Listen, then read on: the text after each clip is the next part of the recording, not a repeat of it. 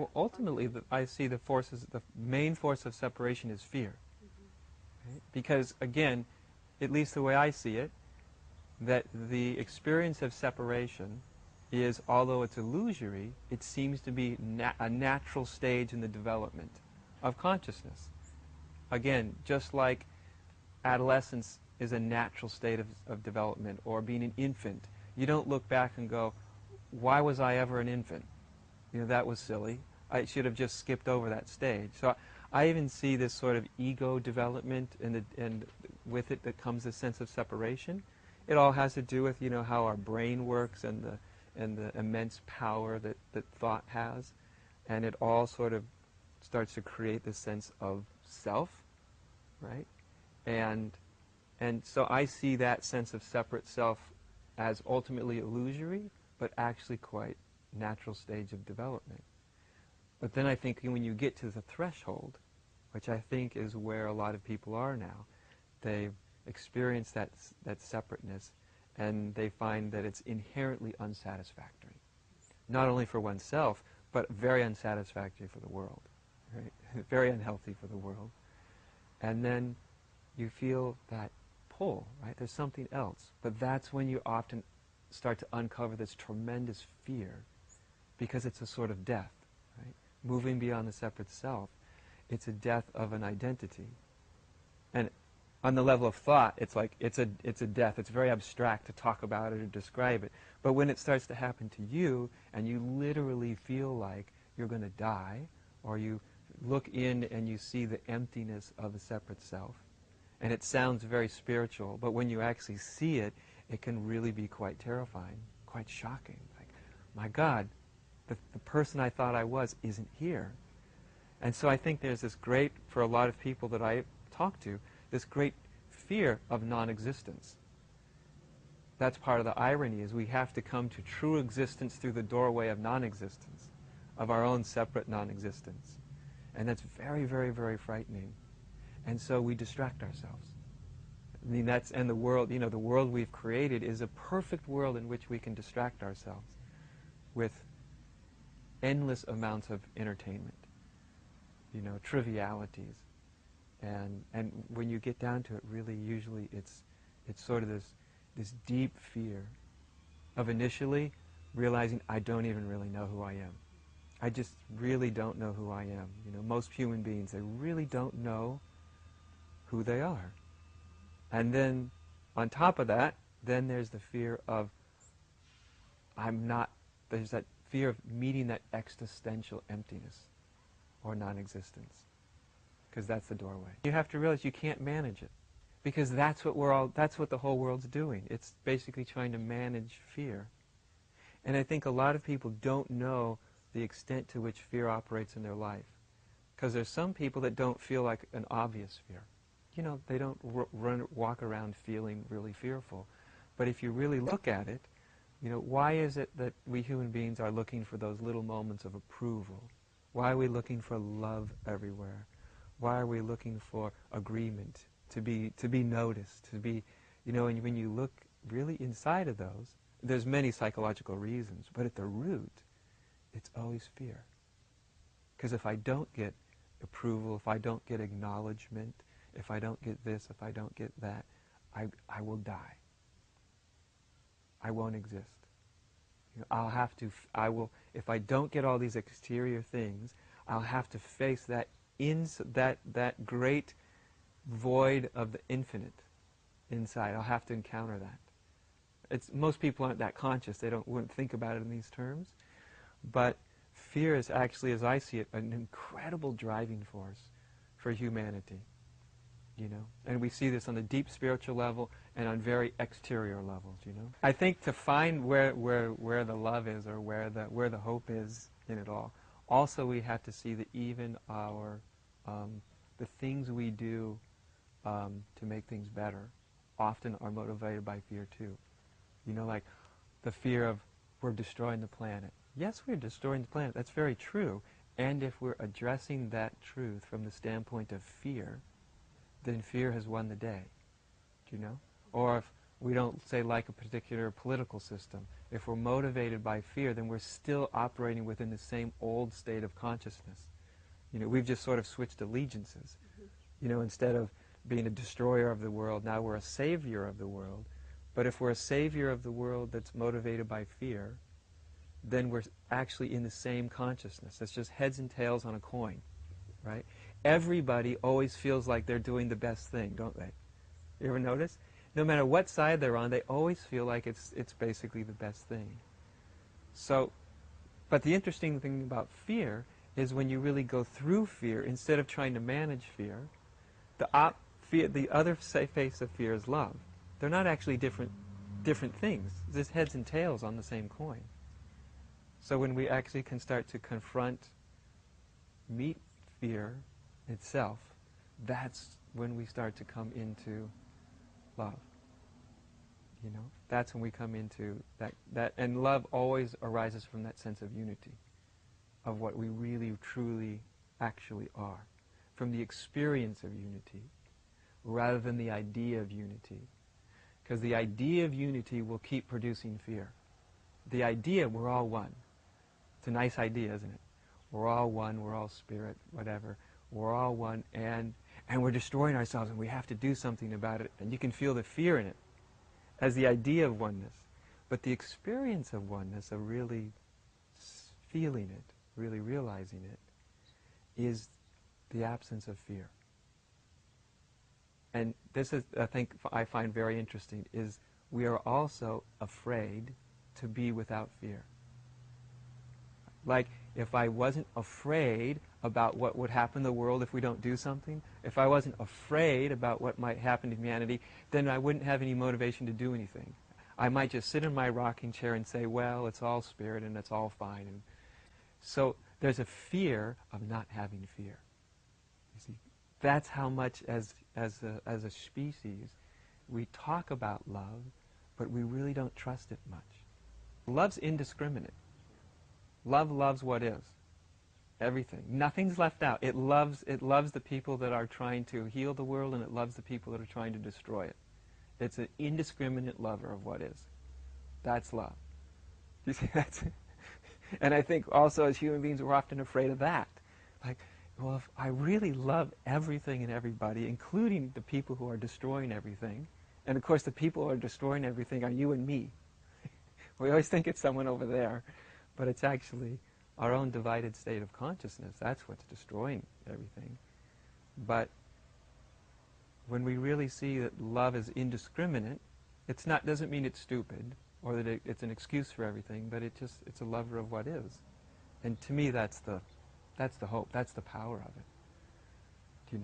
That's the power of it. It's very easy to be motivated by fear. What I don't want to happen. Right? What I want to correct. That's not very powerful, though. We've tried that for centuries and centuries and centuries, right? We come up with a new political system, a new spiritual system, a new philosophy. We could even come up with a new philosophy of oneness. Whatever it is, if it's motivated by fear, it's still in the old consciousness. But when it's motivated by love, then it has power. Then we're not so interested in what I'm against. We're interested in what we're for. That's a very different thing. Mahatma Gandhi always used to tell people, I'm not against the British rule. I'm not against them. I'm for Indian rule. I'm for Indian rights. I'm not against anybody. And intellectually, people can go, oh, well, that's interesting. But really, it's very, very significant. It's literally a change of consciousness. When all of your consciousness goes to what you're for, which is innately positive, and innately it's not being motivated by fear. When we look at what we're against, it's always motivated by fear. So there's this, little man in India that had a great quality of inspiring people, right? And he brought that inspiration was very, very, very powerful. Of course, he always struggled with fear, right, with the populace, because there were always the outbreaks of violence and hate and all of that. And he was always trying to tell people, no, don't hate, don't be against. right? We're for Indian rights, we're for this, we're for that. And I think that's just one example. You know, or Martin Luther King. Martin Luther King wasn't against white people, right? But he was for the rights of African Americans. And that carries with it a very different energy, a very different consciousness. On the surface, it may not look as powerful because we're not going to battle, we're not yelling, we're not screaming, we're not going to wars with people. But underneath, on the unmanifest level, it's infinitely more powerful, exponentially more powerful when our consciousness is what we're for than what we're against. Fear just doesn't win out, period, as far as I'm concerned. Nobody can avoid the truth forever. If the human species doesn't survive, well, I would like it to survive. It's nice. I like it as it's going. But, you know, as far as I've seen in the history of the world, there's almost no species that survives forever. And if we don't do the job, if our consciousness doesn't evolve, life or existence will just go, well, that didn't work too well, you're out. And I don't mean that to sound as casually as I put it, like, you're out, because there will be a lot of blood and suffering and difficulty, you know, in that process. So I don't mean it as casually as I sound it. But underneath, I know that life takes care of itself. There's nothing in me that's afraid that, like, somehow we'll all just go into this terrible abyss and nobody will ever make it out. But having said that, that's not an excuse to then just go unconscious. Like, since that's the way it will be, then I won't do anything. I won't be involved. That's a spiritual kind of cop-out. But when you come from that place, see, then we're not coming from a place of fear again. It keeps arising, you know? And to me, I never find in this that we are, the spirit that we are, words like what we must do or what like it's telling us like somehow we have to do this or we have to do that. It's just, to me, I see it as more, it's in the nature, within the nature of spirit, within the nature of the sacred, to do this, to lean this way. Its nature is to, you know, its nature is to awaken. Its nature is towards love. Its nature is towards unity or harmony. That's in its nature. So that's what it does. It just seems to seem as though we keep getting to these points of crisis. Crises are often the catalyst for change. You know, and I think as humanity as in general, I think we can all start to agree, I hope we're starting to agree, that we're coming to a point of crisis. That we're coming into a contact, not with just our own personal mortality, but our mortality as a species. That we as a species may not survive. And that can provide, just like individual mortality can lead to a change of consciousness, because we realize time's run out. There's no more time. So in that no more time, sometimes consciousness can shift. And as humanity, I think we're rapidly approaching that same kind of imperative. Time is running out. And so quite naturally, there's tremendous pressure on humanity, on humanity's consciousness right now. We all feel it, right? There's tremendous pressure to evolve, to awaken, you know, because somehow intuitively everyone knows if there's not some rather dramatic shift in consciousness, then this opportunity will be missed. Because there is the personal. I would love this transformation for my children and for all other beings and, you know, for personal. But that's kind of the point I think I was trying to touch on, although not as succinctly as maybe I could have been. That point where that desire or that impulse has to transcend our personal concerns, even the personal concerns for the future of my children. In other words, it has to include maybe that we don't know what's the best thing. Maybe the best thing is that we don't survive as a species. Maybe that's, and it's possible. See, because until everything is possible, we're not even actually inquiring into what's true, because we've put limits. I'll only look at what's true if it happens to exist in this little box, right? But if what's true ends up to be, existence is kind of done with humanity. It hasn't worked. It's going to try something else. Like, no, I'm not going to. So to me, to look at what's really true, it has to open up to this thing that's beyond. It includes, of course, it's going to include your personal concerns, wanting to be happy, wanting your family and your children to have a good life and to survive. That's fine. We're never going to just get rid of that. But I think it has to include a much, much bigger context. What's really real? What's really true? Really? And can I even ask the question in such a way that the question itself goes beyond a human concern? Can I ask it from the point of existence rather than from the standpoint of me, or even the standpoint of humanity? So can I ask it from the biggest possible context? I think that's very, very, very important. Because only then are we actually touching into something that has infinite power. And it seems like that's what's necessary. We have to touch into something that has infinite power, infinite transformative power. And we never come into what has infinite transformative power as long as we stay only within the personal domain. So how do we, how does one do that individually is one question. And, of course, a bigger question is how does that happen collectively? And I tell you the truth, I don't have an answer for that. As a teacher, what I've seen is people come with that kind of motivation that's truly transpersonal, that comes from, I would say, comes from existence. They come to me with it, or they don't. They got it or they don't. I can't develop in them. I can't convince them of it. It's a part of their own maturity. They may not start there, but later they may mature there. But I can't, put it into them. I can talk to them about it, but it's like when you're 10 years old and you say, oh, you look at adults, I'd love to be an adult for a day. What are you going to say to a 10-year-old? Here's how to be an adult for the day. Here's how to, fast forward your consciousness 10 years from now. No, it doesn't work that way. The time will come. Whether it comes quick enough, that's a whole other question.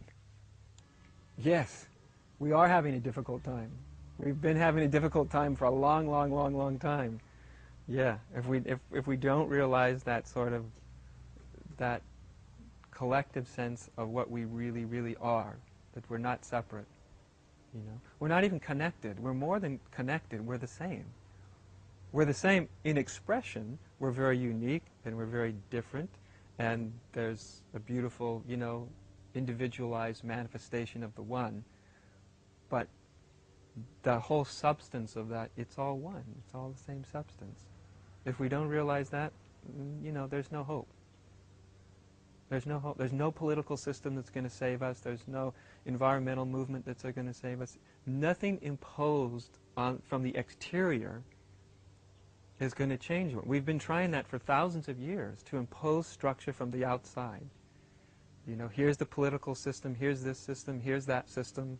Of course, some are better than others, right? Some are relatively better than others.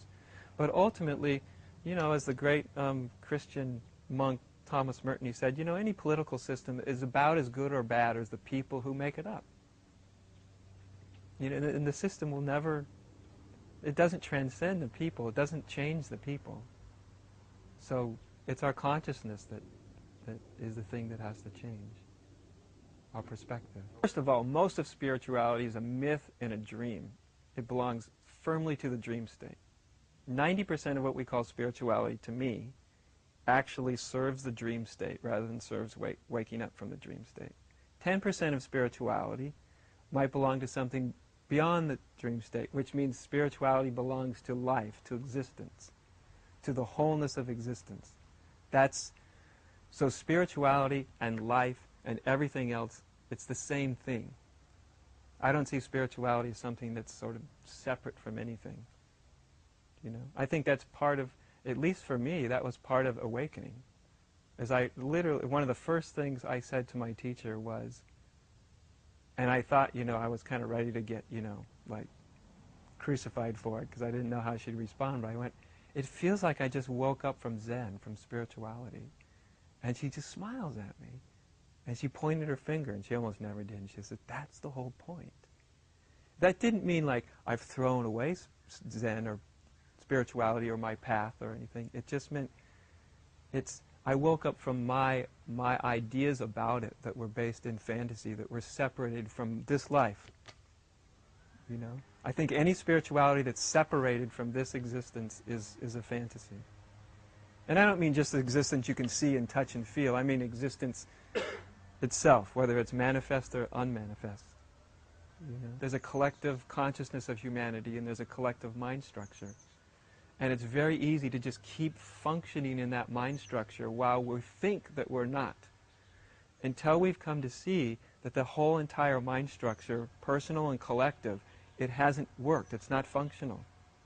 There's no such thing as a better idea in it that's going to have the answer. First we have to see it has to start to collapse for us. And that's a big thing for a person. That's a huge thing.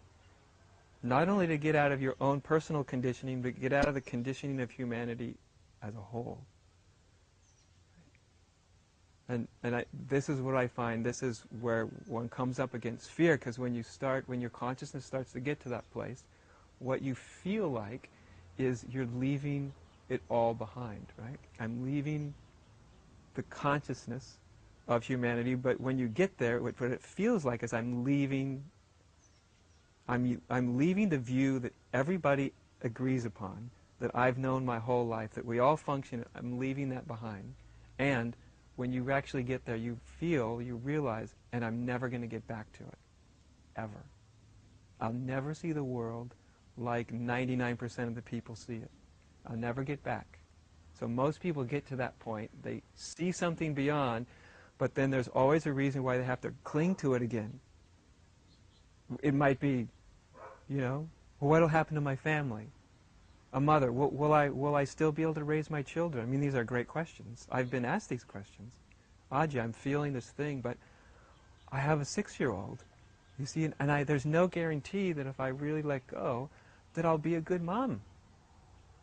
Will I be a good mom? They ask. Will I be? Good question, isn't it? And unfortunately, I've seen all the reinsurances I can give them don't really help that much. Ultimately, I just go, how bad do you want to find out? Because I can tell you everything will be fine, but it's not going to help you. Or I can't let go because humanity is going down this rat hole. We're destroying each other. And if I just sort of wake up out of the whole context, will I be a part of the solution? Will I care anymore? Does that make sense? And the sense is, well, the only answer I can go is, do you want to find out? Maybe anything has to be possible. But if someone really lets go, and then they don't get caught in where they let go into, because you can get caught way out there in the middle of nowhere, or you can catch yourself. If you don't stop there, then it's like you come full circle. Like you let go of the world so that you can finally actually be in it. Yeah. But when you get to that point, there's so many good reasons why not to let go. And some of them are personal, and some of them have to do with all of humanity, Because you feel like I'm leaving humanity behind. How dare I? It's the taboo against fully awakening. It's that taboo of a caterpillar becoming a butterfly. And you kind of have that feeling, well, am I going to care about the butterfly or the caterpillars anymore? I don't mean it, and it's creating a separation that's not valid, but you get the idea. And it's sort of like, leaving your clan.